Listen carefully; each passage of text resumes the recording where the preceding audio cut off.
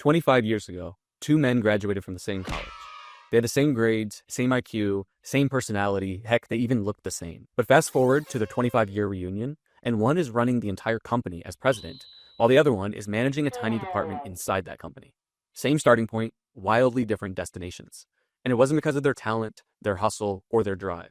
Instead, it all came down to one thing. What made the difference? The answer to that one question literally spawned the entire Wall Street Journal empire, generating them an extra $2 billion in revenue and becoming what experts now call the most successful sales letter of all time, one that ran virtually unchanged from 1975 to 2003. But here's the crazy part. It wasn't the answer that made it legendary. No, it was the question itself. It was a specific type of question that I call dumb toddler questions, although as you'll see by the end of this video, they're anything but dumb. In fact, these questions may be one of the most powerful yet simple marketing tools that you'll ever wield. Because throughout history, they've been responsible for literally billions in sales, yet most marketers and business owners still have no clue about them. For example, have you ever heard of the 8-figure language brand Pimsleur? Well, the original VSL or sales letter that it was built on incorporated one of these questions. Meanwhile, there are countless other offers online crushing it right now that use these questions. And even my own copy, which has gone on to generate over $100 million in sales, has used these questions over and over and over again. And today I'm going to peel back the curtain and show you exactly what these questions are in excruciating detail, show you how you can use them to generate money for your business or your client's business, and explain why they're so devastatingly effective, so you basically develop a superpower that you can use over and over and over again. Now, this is stuff that's never been shared outside of my $5,000 per year copy program, and I guarantee this is the first and probably only place that you're going to hear about these questions at this level of detail. But I'm not just going to break down what these questions are. In fact, by the end of this video, I'm also going to literally hand you a never-before-seen list of 500 of these different types of questions from across 100 different niches like photography, gardening, supplements, and more. If you do any kind of business, chances are your niche will be on this list, and you'll have an entire set of questions that you can go and bring to market literally starting today. I'm also going to show you a bot that can generate infinite variations of these questions on command, which means you can use them for sales letters, email campaigns, social ads, VSLs, or any other marketing that you want to do. So let's not waste another second and let's dive in and show you how these questions work. So what is this type of question that I'm talking about? Well, I started this video by calling them dumb toddler questions. And the reason why is because they almost always start with the word why. Why? Just like a curious kid who won't stop asking questions. Now, the technical term for these types of questions is paradoxical questions, otherwise known as reality's greatest plot twists. And before I go ahead and give you a formal definition of these, let me just start by showing you some examples. Example number 1. Why is it so hard for an adult to learn a new language when young children have no problem learning multiple languages naturally? Example number 2. How are these 2,500-year-old teeth perfectly preserved after millennia in the dirt? Meanwhile, our teeth are practically rotting inside our head, even with today's modern dentistry. Or here's another. These two dogs are the exact same age, eat the same food, exercise the same, have the same genetics, yet one has gray fur and can barely hobble up the stairs. Meanwhile, the other plays like a puppy. What makes the difference? Now, if you hear these questions and you immediately start rushing to try to answer them in your head, good. That means that these questions are doing exactly what they're designed to do. Because when you hear them, your mind literally cannot help but start racing for solutions, trying to figure it out, trying to fill in the curiosity gap that the questions cause. And that's what makes them so damn powerful. Because using these questions goes way beyond just grabbing attention. Instead, they're about pure engagement. It's about getting your prospect hooked, trying to solve these questions, and starting to interact with your marketing rather than just passively consuming it. A paradoxical question can be defined as any question that points out some contradiction in your prospect's mental model. It's something that feels intuitively true and makes them go, yeah, why is that? In other words, it highlights how reality works differently than we'd expect, challenging our mental models of how the world operates. These questions expose the gaps that we all have in our simplified maps of reality versus the complex territory that they're trying to represent. And it's in these gaps where you can insert new marketing messages, new beliefs, new behaviors, and ultimately conversions. I still remember the first time I ever encountered a paradoxical question. It was when I was a kid, and I was sitting in this old delicatessen back in the suburbs of Chicago. And my mom was excitedly explaining to me why Rosetta Stone was now defunct bullshit when it comes to learning languages. And in fact, the new way we were all about to learn Spanish and go backpacking through Barcelona was by using this program called Pimsleur Language Learning Method. And to this day, I can still remember how she explained it to me. She said this is built around one single idea. The answer to this question. Why is it so easy for kids to learn language when it's so much harder for adults? She explained that the answer was that kids learn through learning and absorption, while adults are trying to learn a language through structured grammar and workbooks. So what if we just applied the same natural way that kids learn languages and try to use that to learn languages as adults? In other words, if we just listen to somebody saying "Donde está el baño" over and over and over again, we too would become fluent in Spanish. Now, the reality is that none of us became fluent in Spanish. And I don't think that answer about just trying to learn the way that kids do is actually the right solution to learning the language. But here's the thing. Whatever is true actually does not matter. What matters is this question and how viral, memorable, and spreadable that one idea was. Because that one simple question that my mom encountered, she heard it one time and it triggered a buying decision. Then she goes ahead and sends that over to me, and now, 20 years later, it's still rattling around in my head. Do you have any idea the statistical odds of that is? Think about how much we're bombarded by advertising, things that our friends and family say, our own thoughts, things we read, things we see on TV. There is so much information coursing through our minds. So for one piece of information, marketing out of all things, to stick in someone's mind, for them to transmit that to another mind and have that stick inside their brain for 20 years is insanely ridiculous.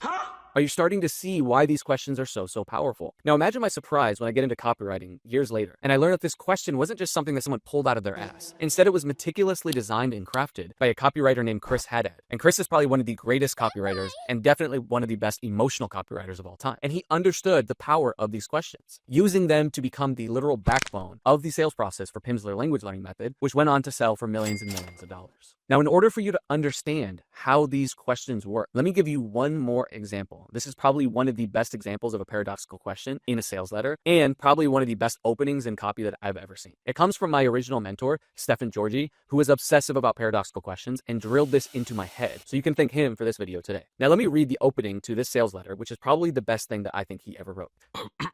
Scientists at the prestigious National Cancer Research Institute in Spain didn't set out to find the secret to human immortality. Instead, they were trying to answer a simple question. Why do some animals have such longer lifespans than others? They knew it didn't have anything to do with the animal's size, because while bowhead whales routinely lived over 200 years of age, humpback whales, which are almost exactly the same size, only lived to be about 50 years old. Plus, if being larger meant that you live longer, how do you explain the fact that hand-sized quahog clams routinely live to the ripe age of 500? Or that tiny sea urchins live to be over 250 years of age, when on average, humans only live to be 79? Or how do you explain the so-called immortal jellyfish, this type of jellyfish that thrives in the water of the Mediterranean Pacific, and that has been found to literally age in reverse? We humans have always thought that living to 140, 170, or even 200 is nothing but fantasy. But when these Spanish scientists turned their eyes to the natural world, they couldn't help but notice dozens of animals that routinely live 3 times, 5 times, and even 7 times longer than humans do. And they couldn't help but wonder to themselves, is the secret to immortality buried inside their cells? Now, no matter what kind of business owner you are, or what kind of copy that you use in your business, you cannot help but be entranced or enamored by copy like that. And I think it's some of the best copy I've ever read.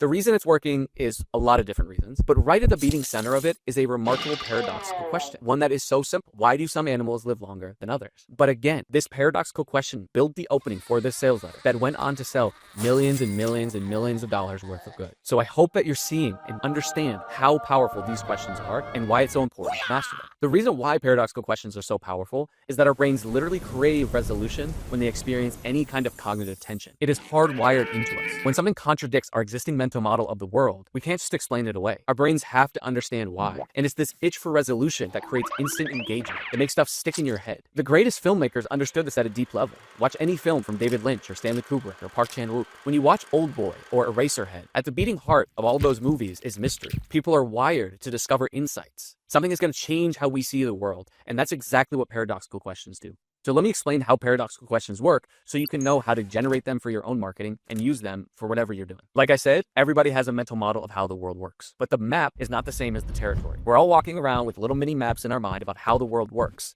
But the thing is that these maps are all incomplete. There's little places that haven't been fully shaded in, or borders that aren't clearly marked, towns that have popped up that we don't know anything about. There's all these nuances and things in our mental models that are completely missing, and good marketing exploits them. Because when you can identify and communicate gaps in people's maps of the world, their worldviews, and their understanding, that's where you can insert new understanding, new insight, and gain some level of mindshare. So all paradoxical questions begin with something I call an unstoppable fact. This is something that contradicts your prospect's mental model of the world and creates cognitive dissonance, but something that they still have to accept as true. There's a couple ways to do this. One, you can start with something that they already know, like kids learn language pretty easily, or your breath tends to stink more in the morning, or some people seem to have faster metabolisms. Or you can introduce a brand new fact, like, hey, here's a pair of ancient teeth that look better than modern ones. Or nobody really knows why certain animals live so much longer than others.